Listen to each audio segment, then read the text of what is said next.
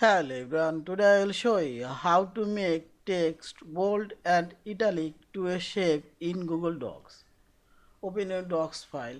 Now select this Insert option. Here you will find this Drawing option and select New. Now I will draw a shape. Select this Shape option or select this circle. Okay. I will change this border color and border white. Also change this fill color. Yeah. Now right click, here you will find this edit text and simply type your text or paste text. Yeah. Now I'll make this text bold and italic. Simply select your